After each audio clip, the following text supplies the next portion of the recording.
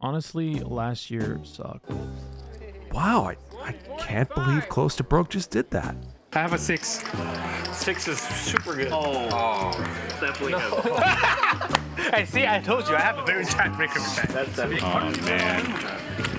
Did Kieran lose another one? Let's go. 2 8s for Ethan. I think I'd be willing to gamble here. There it is. Ace high board. No good for Ethan. He's going to need. There we go. An 8. Oh my goodness. What the fuck is Close to Broke doing? He's finally gonna get it in, but he's gonna run into it. Give it back to him, man, and look at this one. Oh, Mariano! No way. Out of 10.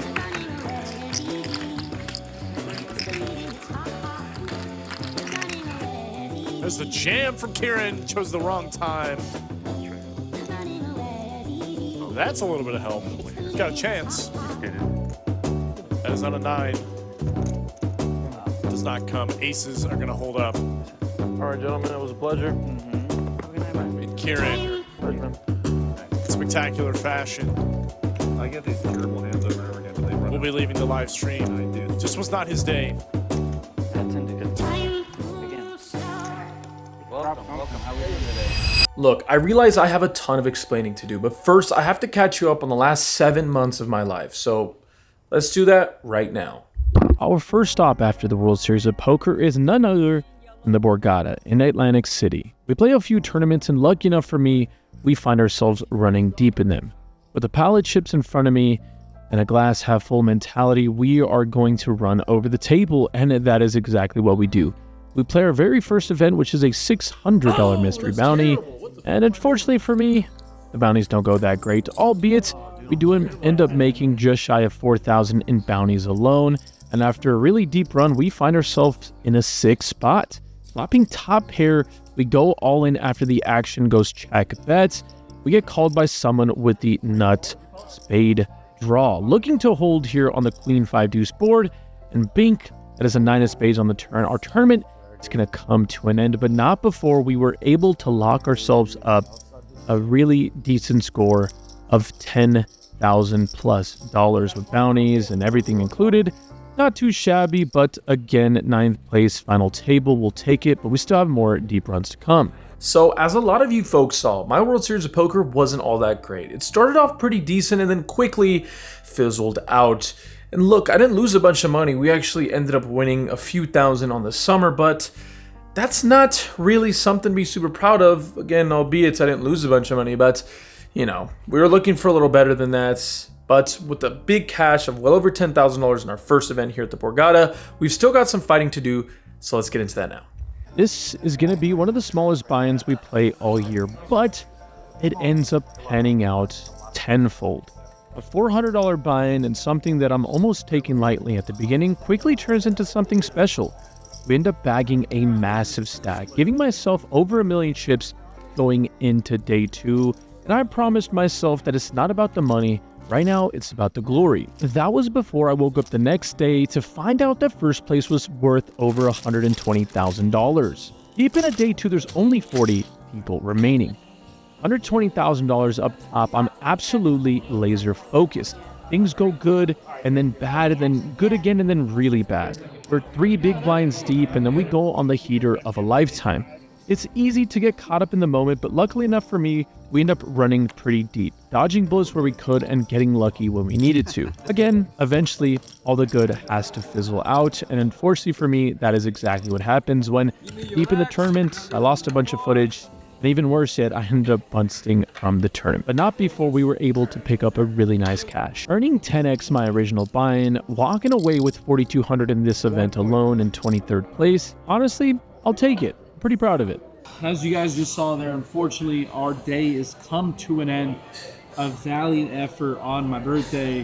One that I'll remember for a very long time. 29th birthday definitely was a special one. 23rd place, although it wasn't for a ton of money, I feel like we really pushed ourselves, got uncomfortable, and just kind of made shit happen, which I really appreciated.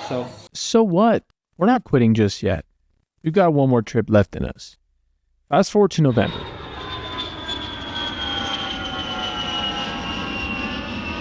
Báilalo, gózalo, como lo canto y lo siento yo. Báilalo, gózalo, como lo canto y lo siento yo.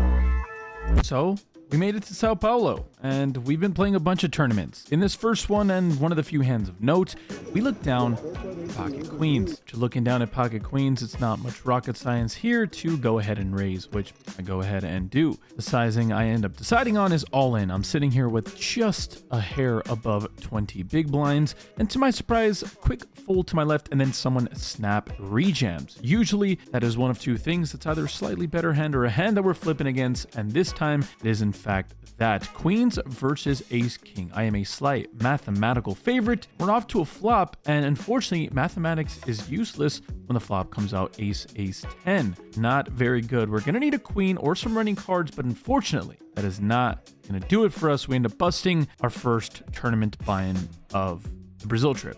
And quickly after busting that, and there's not even a moment to catch my breath, I've decided to hop in to this satellite into the main event, which is 4,000 USD. Yeah, not a joke. Anyways, we're in here, $800 buy-in. We're snapping it up here. We are absolutely short. Nothing has gone our way to this point, and we get it all in with ace 7. We get called by ace jack and king queen. There's a 7 followed by king. Not good. Gonna need a 7 or an ace, but the river and the turn are bricks. 2 bullets down almost quickly. Not a lot being missed here.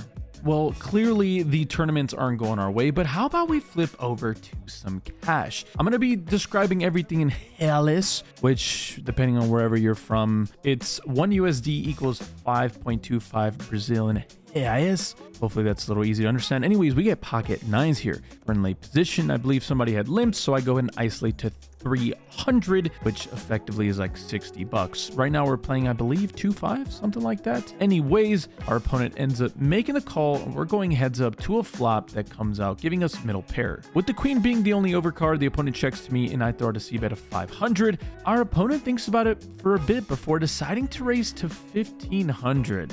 I don't know what this is representing. I don't know what we're doing here, but with about 2,700 behind, or total, I should say, it's just, do I think my opponent's doing this with a flush draw? Do I think he ever has a queen here? I'm going to go with my live read after a little bit of thinking. I just think my opponent has to have some side of flush draw, and if he doesn't, then it sucks. Anyways, we end up going all in. He calls pretty quickly, and he does have the flush draw, except he's actually a mathematical statistical favorite. He has ace jack of clubs, any ace, any jack, any club will do him the best hand. Anyways, we decide to run it out twice. I agree. First card is a 10 of clubs, so we're just dead immediately on the first board. Second board is a 10 of hearts. River is a deuce of diamonds. So luckily for us, we end up chopping that pretty sizable pot. A little over $1,000 in there. Either way, I'm definitely happy to see something, even if it's only half the pot being pushed my way.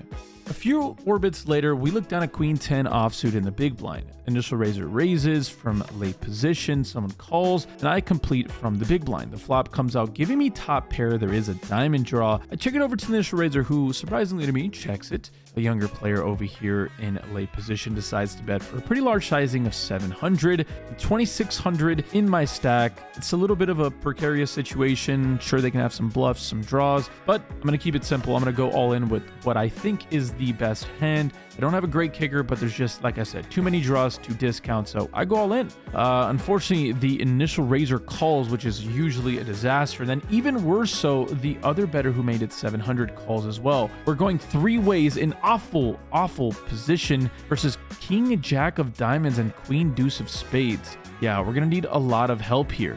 The turn card, looking for an offsuit 10 or a 6, is a beautiful 10 of diamonds. No, the king jack now improves to a flush. We're not drawing dead, but when the river is a brick, our night goes from bad to worse. Ugh, god damn it. So after a bit of a rough night, it seems like our first few days are just not going on our direction. But again, it could be worse, so I head to bed, and we're off to do it all again tomorrow.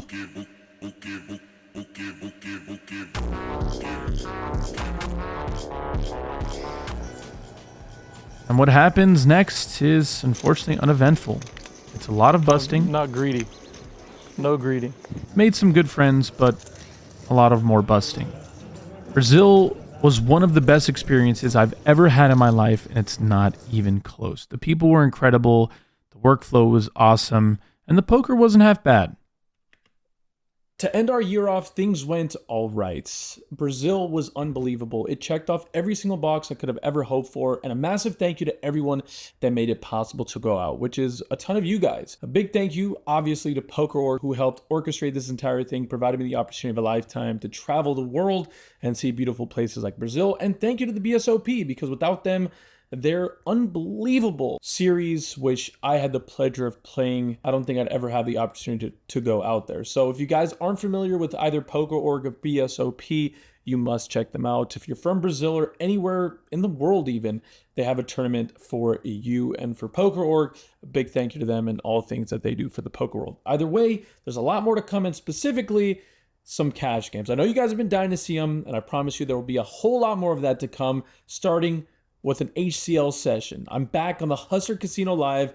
After a long awaited time away, we're back on the fell. Let's go.